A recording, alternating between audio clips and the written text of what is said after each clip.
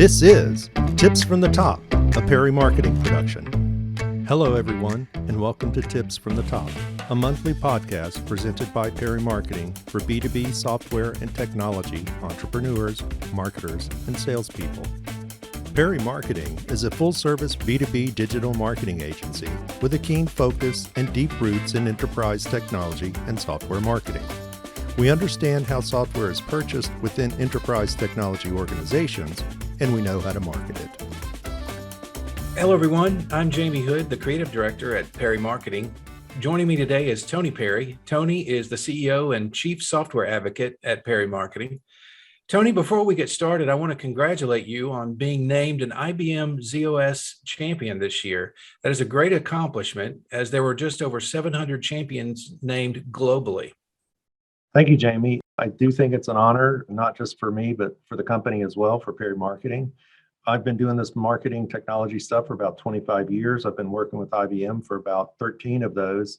I had a great sponsor in Rich Rudner who nominated me. I had some really good references that I put in with guys I've worked with over the years, and they must have said some really good things about me. And it really is an honor to be a champion, and I'll wear the badge proudly. With us today is Rich Rudner. Rich has a long and storied career as a Director of Marketing and Corporate Communications, Chief Communications Officer, and serial entrepreneur. Rich has helped start over a dozen businesses over the years, many of which are still in business today. Rich considers himself a user advocate and jack of all trades in the marketing and communications space. We're thrilled to have Rich join us to share his in-depth knowledge of marketing, communications, and content development. Rich, welcome. Thanks very much, Jamie, and hello to you and to Tony as well. I'm delighted to be here. Rich, you've had a long and successful career. Talk about the things you think have made you successful over the years.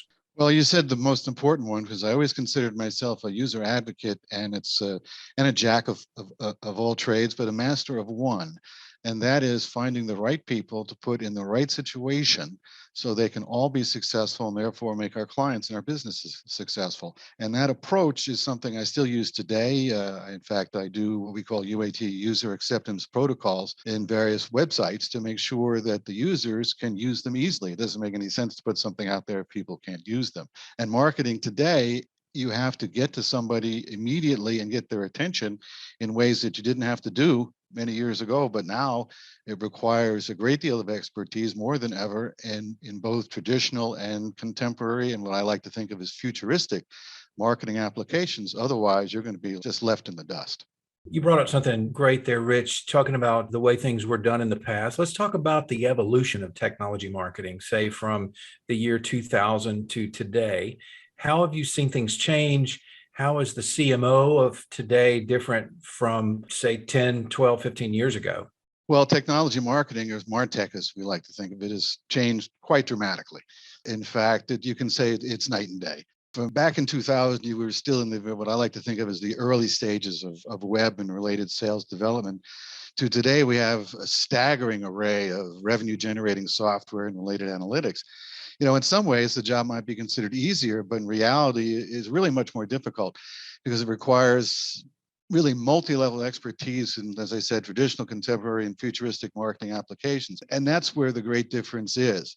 So when you have a lot more things available to you, but how you get to people is certainly a much more broad-based thing than it's ever been. It seems to grow all the time, but the attention levels of people is much shorter. So therefore, your message must not only be there concisely, but when you're going to direct them, this is one of my little pet peeves today, is when you're going to direct somebody to someplace on the web to go get something, buy a pair of shoes or whatever it might be, send them to a landing page, send them someplace where you can sell it. And I have arguments sometimes with some of my clients have over the years. They say, well, we want to send them to the website. Well, that's not good. It's like going out to go hire somebody to go do something when you don't know what it is that you're selling in a way. So if you want to sell that pair of shoes, take them to that pair of shoes. And sometimes what happens with some of the younger people that come into the market and try to attempt to do sales and marketing, they're not familiar with that approach, and they try to make it more broad-based. And that doesn't work today. You have to be very singular, you have to be very direct, and you have to have software that allows your database to work for you. Bill Gates made a comment a number of years ago, for example. He said, actually, I'll give you two quotes from Bill real quick. One I used in the video in the 90s when I did a video for one of the first web hosting companies. And he had a line that said, 5 years from now, meaning the year 2000, if you're in business and you don't have a website, you are not in business. That's a real important thing. And today, it's even more important that you have apps and all these different applications to make your business grow, to get to people, find different ways to get your business out there, that people can see it and they can see it in a hurry, and you can close your deals. So that's some of what you have to do on a daily basis. So it is some ways easier because you have a lot more information, but in other ways more difficult in terms of the competition you have and the methods that you must use to attract people and get them to see and appreciate and hopefully buy your product. Great point, Rich. And the other thing I would throw in there is that the role of the CMO going back to from 2000 to today is dramatically different in what they control. The role of the CMO in 2000, they were probably building a website. They were probably doing some promotional stuff, and that's about it. The role of the CMO today is they control everything. They have the keys to the kingdom in terms of data, because CXOs on the operational and business side see data as a moneymaker. So I've submitted a presentation for the next share conference, Jamie, talking about the tug of war of data between the CMO and the CIO. And what we're seeing in business today is that the business leaders and the operational people of these large enterprises see data as a moneymaker. And so they're giving the data over to the CMOs to use in their CRM and marketing automation systems. And there's a lot of risk there because marketing people don't understand data security very well. They certainly don't understand the compliance regulations that are put in place to manage the security of data. So in that regard, it's a much more difficult role today than it was in 2000 because there's so much risk. A data breach is going to cost a career now, and that career is not just the CIO as it was in 2005. It's going to be the CMO and the CEO in 2022. Mm-hmm. Yes, absolutely. And that actually ties into the second Bill Gates quote that I was going to mention. It was related to database, where he said that if you're in similar quote, if you're in business and you don't have a database that you maintain well, you are not in business, or your business will fail. Today you must have a database, and your CMO, as you quite rightly say, has to understand how it works. They don't have to know it technically, but they have to know interfaces. They have to know that if you're going to do certain things and you're going to tie into certain things, you have to know about APIs. And that's when your CIO gets involved and your CTO and all the rest of it. So yeah, the keys to the kingdom is really a good way to put it. And I think today, because of I want to talk a little bit about COVID-19 and how it affected business as well. And maybe this is time to get into that, if I might, because the CMO faces that aspect as well, because we talked earlier about what we used to call telecommuting. This relates to that as well, because that has grown dramatically as a result of COVID, and provides more challenges from the CMO and the information people, because now you're having to use various different types of software. There's all sorts of sales type software, Salesforce and others out there that help you in this way. But now it's far more intricate because the supervision of these people is now remote. And when you're putting 20-year-olds on the phone, and you have to make sure that they are trained well, so you need software to do that. And then you have to make sure the software they're using interfaces in such a way that they can do their job easily, and the person they're talking to on the other side can do their business, or do your business, the case may be. Well, that's not as easy as it might sound, and it just complicates the issues even more. So therefore, when you have that database, you want to make sure you've got the right people saying the right things, connecting to the right software to make it a revenue generator, which it's supposed to be.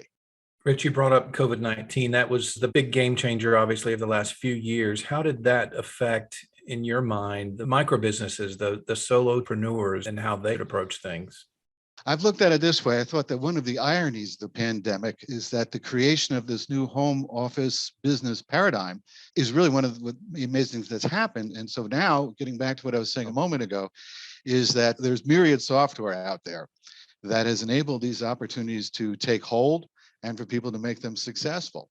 So it's really just someone that has the ambition to do it and want to do it. There's now more opportunities to do it than there ever were. And so companies that provide the types of software that enable, as I said a moment, that enable these things to happen fairly easily that didn't exist, say, just a handful of years ago, is where the opportunities are and where the challenges are. So when you're going to do that, if you're going to get into that, if I can jump into a little different area at the same time, not everybody knows how to start a business. In fact, most people don't. And I'm often asked, if you're going to start a business, what should I do? And what I like to recommend to people is, in almost every community, there are startup companies. In Miami, for example, when I called Miami Ventures, well, they're everywhere. I've been to them in various cities around the country, and they are enormously helpful. They usually don't cost very much of any money at all. They usually run through local colleges or other things that have endowments. And you get to meet professionals and you learn a lot. So my first suggestion is take advantage of the opportunities, but go out and learn, because now, because of COVID, these operations are getting bigger and bigger and more. So if you really want to become successful, go learn a few things. Don't think you know everything. Assume that you know nothing and go out there, and that will give you the best chance to be successful. So as bad as the pandemic was and deadly it was, for unfortunately, and how many people it made ill, it has now caused this enormous change in how business is conducted. And my friends, that is not going to change. It is not going to suddenly go back to the way it was. That's not going to happen. We've now pushed past that. And while some people are taking down their plastic screens in their offices and such, otherwise, it's and masks are going away. But other than that, a lot of the stuff is going to remain the same. So this is going to continue. I've known some restaurants, for example, that now their servers don't take orders. They deliver food. You sit there and you take the iPad, you pick up the iPad and you place your order and do all that. So that's another example of another change. So that happened during COVID, and some of these places did it. So, that kind of worked, and they're sticking with it. So that's just an example, but you're going to see it more and more as time goes on. So if you're thinking about becoming an entrepreneur, as Jamie said in the beginning, I have been one for a very long time, and it can be very rewarding and it can be very disappointing. I think you will learn more from your failures than you will your successes, but that's the great part about being an entrepreneur. But just make sure you train yourself correctly and go find the people that can help you. And they're out there and they can help you in many different ways. And most of them are related to software and database and how you generate revenue. Those are good points, Rich. And I'm thinking back to your Bill Gates quote about if you don't have a website, you don't have a business. I started doing website development in the mid 90s. I think there were less than 100,000 websites out there, and now there's several hundred million, I believe. But over the years, everybody has put a priority on their digital presence, not just the digital presence, but your digital reputation as well. And I think what happened with COVID-19 is that it amplified and sped up the companies, and especially the entrepreneur and solopreneur, the need to make yourself look bigger than you already are. We call it punch above your weight. That's one of the things we do really well in our company is we can take a mom and pop in a garage and make them look like SAP. So what coronavirus did and what COVID-19 and work from home did was create all of these entrepreneurs and solopreneurs, many of them successful now, who've gone out and created these fantastic digital presences that look like big companies, and they may just be an assortment of contractors located all over the country, but they look like this integrated corporation. So I think COVID-19 has amplified that and really produced a lot of new small businesses and micro businesses. And I think that's good to see. We are all for the little guy competing against the software giants. Well, I think one of the big differences that we haven't mentioned at this point between over the last 20 years, between 2009, we think back to the dot-com, what I call most of us call the dot-com fiasco, because of the lack of knowledge at the time. And just to refresh people's memory, suddenly all this money was being invested with young people, and I'm not knocking young people necessarily, but people that didn't know what they were doing, but they had an idea.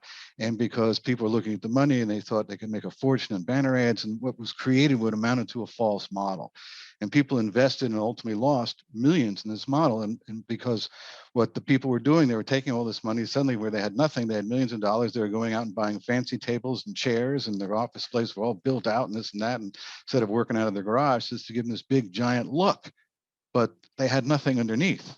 Today, thanks to a lot of companies, if I can say like yours, Tony, is that people are able to build up their business correctly. It doesn't matter where it is. It can be in your home. Who cares? Nobody cares anymore. And the money is going into things that it can go into. So there's, as I said earlier, between the entrepreneur startup things you can get into, all sorts of things. Learn about what you're going to do. Do not go out and spend your money on tables and chairs. Go figure out what you're going to do, get the help that you need, and then you have a much better chance of being successful. And there's a lot of people, if I can say like myself and like Tony and Jamie, that have been around for a while, that are more than willing to step in and show you things to do. And everybody wants to be successful. And I think people that have been entrepreneurs like myself and you guys really want other entrepreneurs to have that same feeling and have that same success. There's nothing better than doing that. I don't consider myself in sales, but the reality is I'm in sales and so is everybody else. Everybody is, and so how do you take advantage of that is the difference between everybody. And to have that, what I was going with that thought is that when you make a good sale and you've convinced somebody of your expertise and they agree to do business with you, that to me is the greatest feeling in the world. And only entrepreneurs and people that go out and sell something and promote something and have that success have that feeling. And I love it when people have that feeling. And I try to share with as many people as I can. Yeah, and jumping on your point about young people and entrepreneurs in the early 2000s not really knowing what they're doing, I don't think anybody knew what they were doing back then, regardless of if they were young or old or whatever, because the internet was so new and there were no tools to measure anything. I talk a lot about marketing being a business of mistakes, and that's okay because it's kind of like baseball. When you're batting 300, you're really successful. And I think marketing is the same. You just have to have the tools and the technologies to understand what's working and what's not working. And they really didn't have that back in the early 2000s. And I wonder, just listening to you talk about these things, Rich, I wonder how much that affected the emergence of Salesforce.com and HubSpot and all of these other CRM and marketing automation tools that manage data and manage contacts and manage lead generation to give you metrics on the marketing promotions and programs you're doing. How successful are those and how poorly are those doing? And that's what, really in a nutshell, what marketing is. Just doing things, understanding the metrics of those things, continuing to do the things that are working and stop doing the things that aren't working. And the companies that are successful have technologies that measure the things that they're doing when they're marketing and when they're doing promotions, and they understand, well, this didn't work, I'm not going to do that anymore. The companies that don't do it very well will just continue to make mistakes, and because they don't have data and they don't have metrics on what's working and what's not working, they continue to do the things that's not working. Good points, and I think a lot of the emergence of Salesforce and all the accompanying products that compete with Salesforce on CRM and marketing automation side, we're probably born at a lot of those mistakes from the dot-com boom. I don't think there's no question about that. We watched them grow and we found things that simply weren't there. I was one of the early buyers, for example, of keywords, something probably most people have forgotten all about by now to a certain extent. But when I was buying them from Google way back in the day, talking about in the early 2000s, I was paying, I think, 10 cents, literally. 10 to 15 cents was the most I paid for anything. So we had a bill of maybe $1,000, $1,100 at the time the month was over, and we had a ton of stuff out there. So that's the other side of it. There were marketing opportunities then. There are far greater, obviously, now, and the tracking of them and making them work can be difficult. An example I'll give you in one of my businesses called Spine Systems. We had it for 5 years. We were selling piece to doctors and surgeons, piece of equipment. It was six-figure, it was fairly expensive piece of equipment. And there we were probably the first company to use the internet the way we did. Our first site went up in 2001. I was already doing sites, started doing sites in the late 90s. My first experience was with De Beers, the Diamond People. I think we were in the earlies into e-tailing. And I learned a lot through that process, working with J. Walter Thompson, those people in New York who were ahead of the game in terms of that. But the point is, when we got into our site, I already had a lot of insight as to what to do. And one of them was to find myself a good designer and a good developer. because they're not the same person. This is when you talk about mistakes that companies make and why they continue. That's one of them. They will try to do one person do that, and they are different people. As an example, and the result was we had a very powerful site that worked very well, and we used customers to sell to other customers, a point you made earlier. I wanted to come back to that. That is so important. Testimonials still work today, even when they say on TV, actor portrayals, they still work. I don't know why, but they do. There's something about a person telling, I did this, and it was so. So in the case with spine, it was doctors. Doctors who were successful with the machine were making money, and most importantly, their patients were getting better. So their two most important things, the wellness of the patients and the wellness of their practice, were the two most important things. Nothing else mattered. So we addressed that every way that we possibly could, identified that, and that's what we hummed in on, and that's what marketeers have to do. And when in today's CMO finds that a much greater challenge than it's ever been, because where you just had a handful of media to deal with, now you have a staggering amount of media to deal with, multiple languages, all different sorts of ways to do landing pages in different directions, depending on, there is so much more to do and to track that it's far more a challenge to do that. But at the same time, you can be greatly successful. So you can have great failures, but as you indicate, you always have failures. There's always failures, and you learn from those failures and you grow out of it. As I said earlier, learn more from the failures and do your successes. So successes keep you going, and you just keep working the trail as you go down it. Thank you.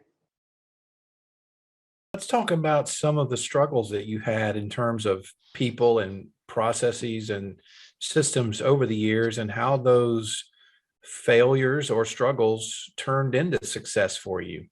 Well, I would say there's a couple different aspects to that. One is technology itself. In the period, I like to refer, there was a period of about 15 to 20 years in the transition in the video game from analog to digital. This was extraordinarily painful and expensive. Equipment was changing, formats were changing rapidly. People were investing millions of dollars and found out within a year that they were out of date. I mean, it was a very difficult time. And so it's not so much a failure, it's just in trying to prepare and go and produce the materials that you need. So in looking at businesses, in trying to make those decisions as to which way to go, sometimes you're not sure. And you have to go with what's there, and then hope for the best, quite frankly. I don't know if I'm quite answering your question, but I'm trying to get there. That was the most difficult problem that we faced in the various businesses. I worked with one company that was early into computers and doing things for insurance companies that weren't done before. So there was a lot of newness. What Tony was indicating or inferring a few moments ago, there's a lot of newness. And how does this work, and how does it not work, and what's the best way to go? So I would say some failures would have been related to some aspects of trying to seek an audience. I would say one of my first businesses I helped build was called the University of Rasco, the University of Miami. It was a beer and wine place and restaurant on campus, built in 1972. The reason I mentioned that one is because everybody came in. This is going way, way, way back, but it's an example of what can happen. The atmosphere in the country, we're still in the Vietnam War and a lot of things going on. The draft was bad. I don't want to get into the whole thing, but the point is, they looked at this place as a place people could go to and resolve their differences and so on and so on. It was a very difficult time, but that didn't work out. Simply because you can't start traditions overnight. So it became a process, and it took us months to figure out, to testing and try this and try that, and having the support of the people, and even the boss coming in one day and when we're 50 grand in the hole and saying, guys, I know you're confident you can do it.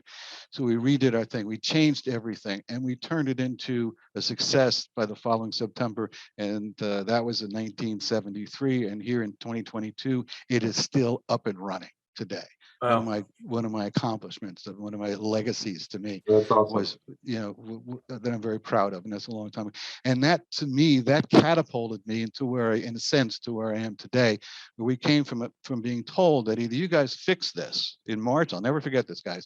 In March of '73, I would sit down at a table with the president of the company, and then said, if you guys can't fix this, we're going to take this building over. The president's going to take it as a new office, and that's it. No more Rasco. So that was the pressure we were under. And I'm only 21, 22 years old at this time. So it was a great way to learn and go from there. So I've always kept that in my mind, is that you have, if something is not working, go figure out why it's not working. Don't just throw it away. Go look at it. It failed for a reason. There's always a reason. And then you learn from that. And the next time it's better. And I have done that. So we did that and that. And there's other instances where we were, even in the spina business, in the medical business, we were a very slow start. But once we got it going, we saw what the doctors wanted, how they wanted to approach it. We knew what to do. We changed it. We changed the website, and it began to grow. And that's the essence of being the CMO. You have to be flexible. You have to be thinking. You have to be looking ahead. You have to see what else is going on in the marketplace, what people are planning to do, and try to be at the forefront. And when you see something that someone else is doing, said, that works for them. Why does it work for them? Can I make it work for me? We're great copycats, and we should be. If something is working, go make it work for you. Yeah, you just said something there that's I think is very important, Rich, is getting feedback from the user and feedback from the customer, and in iterations, right? You do a little bit of something, you get feedback. You update what you were working on. You do a little more, you get feedback, you update it. You do a little more, you get feedback, you update it. This is the concept of the DevOps, the software development methodology in Agile, where previously, before Agile and DevOps, people would just build these huge systems, these huge software application systems, and they would only get the feedback at the end. And sometimes the feedback would be good, and sometimes the feedback would be terrible. And if it's terrible and you spend a year developing an application, you got to go back.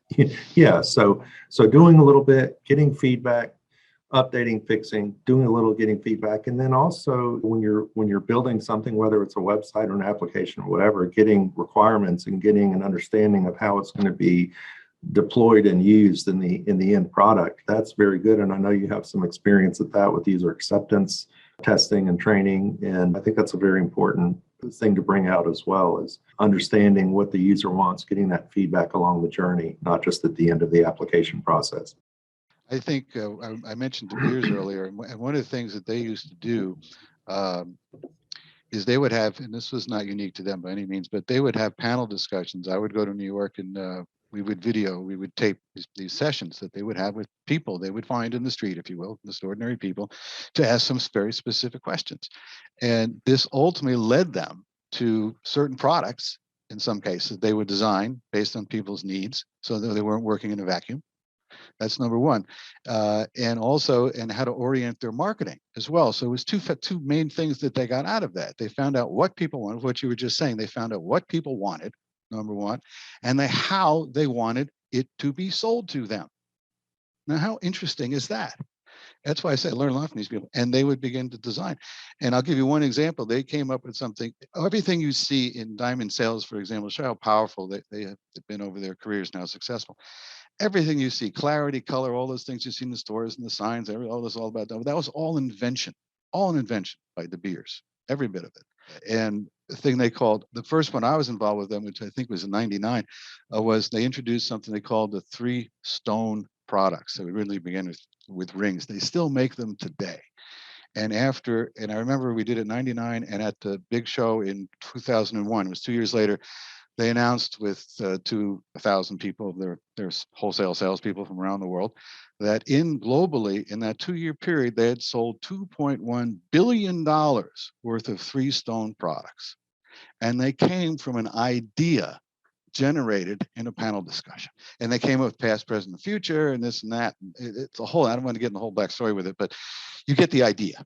And that's why it is so critical. Just because somebody says, that's a nice widget, yeah, you should sell that. Okay. How do you do that? That's where the game begins. Yeah, good point. Tony, I think you had a great idea. Let's play a little game called What Would Rich Rudd Do? You know you achieved a certain level of success, Rich, when they want to name a game after you. So first, second, and third. Rich, if you started a new business in 2022 in terms of the order of things, people, process, systems, how would you approach it today? Well, I think the first thing, obviously, somebody has shown you a product of some sort of product or service. And I think the first thing is determine what it is. What is this product? Okay, that's what it does. Second, do people need this product? What do they need it for? If they need it, then maybe they'll buy it. And third, if you think they'll buy it, how will you market it to them? How will you accomplish that? Those are the 3 things, just 1, 2, 3. And all of them take some time. But that would be the order of business for me. And once you've established that, then maybe as part of the third, I would then seek out who can help me do this. Maybe it's fourth. That's where the support companies come in. That's where the startup helpers come in. Who can help me do this because I can't do it myself? And particularly if you think that you can, I'm telling you right now, you cannot. The odds of you doing it all by yourself are between slim and none. So you need to get help, and that's how I would do it. And those people will help you determine that process. Those people will help you determine the process and the systems you need to move that product out the door and make some money. Great answer, Rich.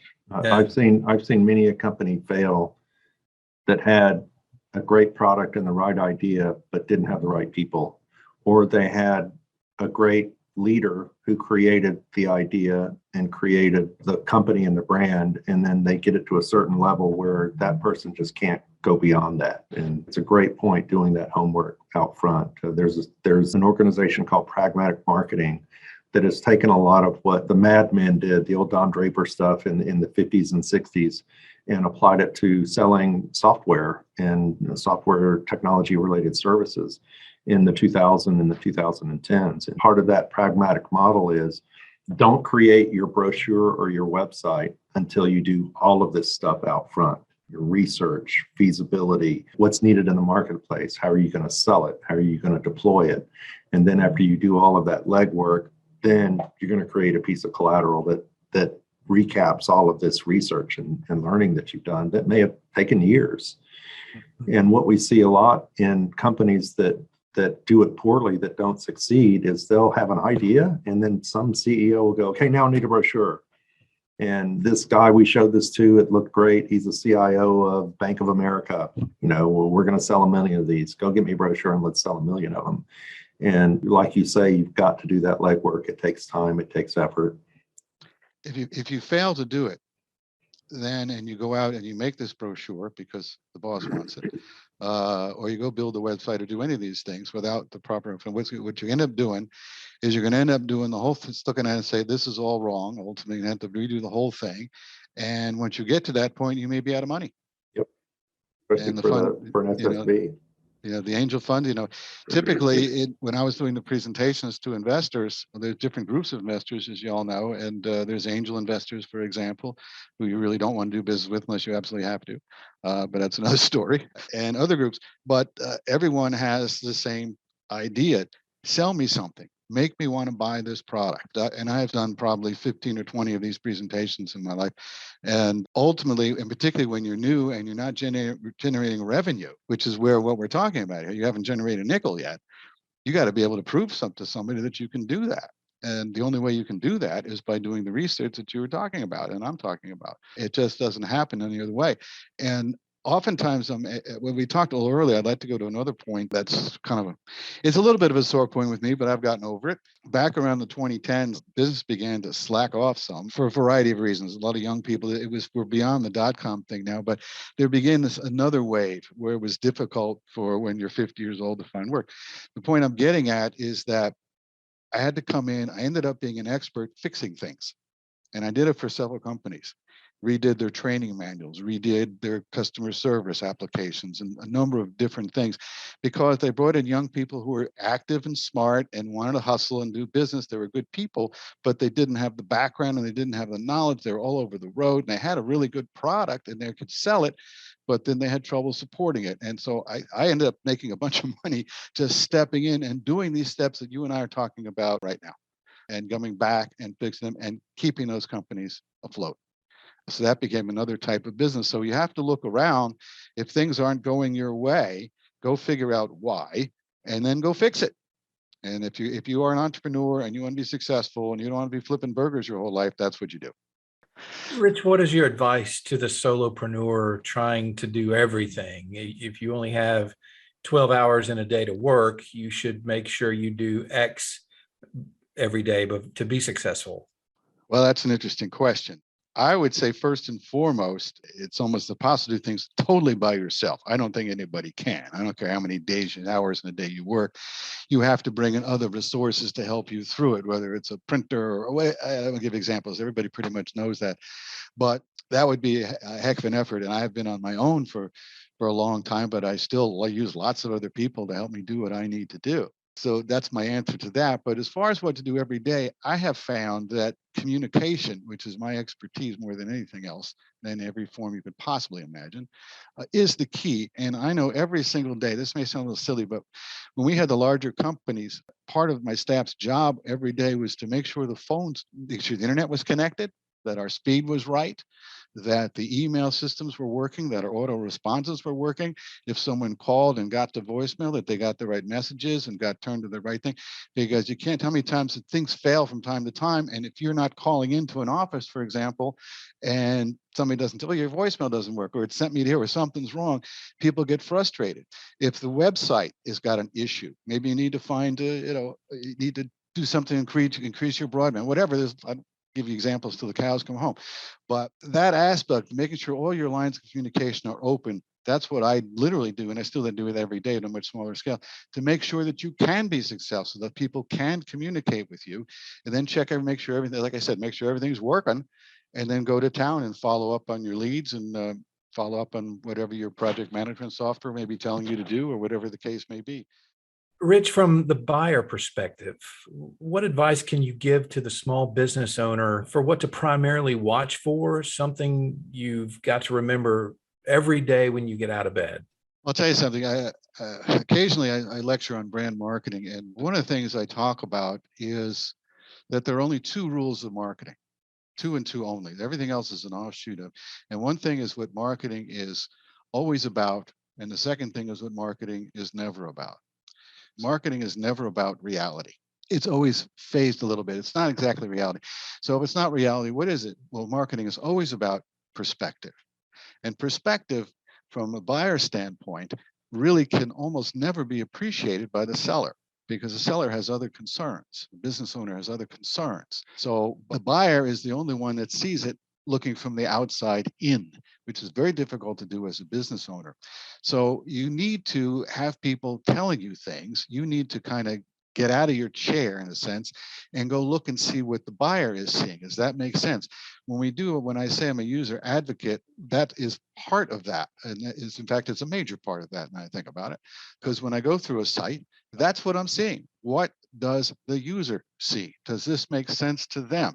They want to buy that pair of shoes. Oh, there they are. They're not, I don't have to go look for them. So if you suddenly you're selling this pair of shoes, and what does the customer see? Oh, here's my page, and here's all those shoes. Where's the shoes he was talking about? Oh, they're not even here. Oh, I better fix that. That's what we're talking about. Go look at it. Go see what you're doing. Go figure it out. Go find out why, what we said earlier, go find out why the customer is not happy. If you can figure that out and address it, you have a much better chance of being successful. And that's what you need to remember. When you get out of bed every day, go figure out why your buyers are buying or why they're not, and address that concern. Great point. We talk a lot about that in win-loss analysis and understanding why somebody bought something, and almost as important, sometimes more important, why they didn't buy something. And in the enterprise software space and regulated industries like banking, finance, healthcare, government, these software cycles could take 12, 18 months, sometimes 2 years. I've heard of deals taking 2 years to close. And if you think about all the man hours that you've had over that time frame, it's really important to know if you lose that deal, why you lost it. And this is that ability to get outside looking in. And the other thing I would advise, if you're a company that wants to do a win-loss analysis, don't do it internally, because nobody wants to see their ugly baby. Nobody wants to look at the warts. So you need to get a third party to come in and do that win-loss analysis. And Rich, those are words of wisdom. Get out of your chair and try to see what the customer's seeing, and try to see your business from not your perspective. Yeah, it's absolutely critical, and it applies to every business. I'm sitting here trying to think of any business that would not apply to, and I don't care what it is. You must have the interrelationship direct with your clientele, and there's a separation that occurs after the point of sale. And what a smart business does is they never lose that contact. One way or another, they keep moving it until the customer says, go away. But that's the appropriate use of a database. And that's why it's so critical to have the right type of software. And unless you're really, really a big company and happen to really get lucky and find somebody who's really smart and knows all sorts of things and you can afford to pay them $250,000 a year, then you're fine. But that's not the average person. And even some things, I'll give you one example. The recent bank merger between Truist and SunTrust has been one of the great IT screw-ups of our time. These guys are having a hell of a time. And my point simply is these are enormous companies with an awful lot of money. And yet they ran into a problem. And because I was affected a little bit by one of their problems when they took over BB&T, this is what happened. The BB&T transition was easy because they used the same platforms. When they went to go bring SunTrust into the same routine, they couldn't use the same platform. So they had to bring a new, which means obviously you guys know APIs. And APIs, what made me think of this when you talk about APIs can take weeks or months or a year to develop. They are tricky depending on what you're doing. I can't technically do them, but I just know how they work. And they simply didn't do that. And the result was it was a disaster. And they're still trying to recover from it all this time later. So that shows, despite the size of the company, all the money that they had, and the people that, my best guess is the IT people said, do it this way, and it costs this. And the top people said, well, do this anyway, but don't spend that. And which we run into all the time. And as a result, they got problems. And they've been terribly embarrassed. The customers having to walk into branches and say, my cards don't work anymore. Stuff like that. But it's part of what we have today. We have the opportunities today to get into business, and I think are greater than they've ever been. But because of software applications, for no other reason, that if you want to do it, you can do it. As we've said continually here, there's people out there to help you. There's businesses to help you. There's software that can help you. There's so different things that you can operate solely and operate remotely and all those sorts of things. And that's opportunities to continue to grow. And that's what, if I was going into business today, that's what I would look to do, take advantage of everything I possibly can, because it's all out there for you, every bit of it. Guys, that's all the time we have for today. Rich, Tony, thanks for joining us. Thanks everyone for listening. I hope you enjoyed today's conversation as much as I did. Please visit us at perrimarketing.com, subscribe to our podcast, and join us again next month. We will talk again. Thanks and have a great day. Be sure to join us next month for another episode of Tips from the Top. And you can always visit perrimarketing.com for our podcast archive and other sales and marketing content to help you sell more software.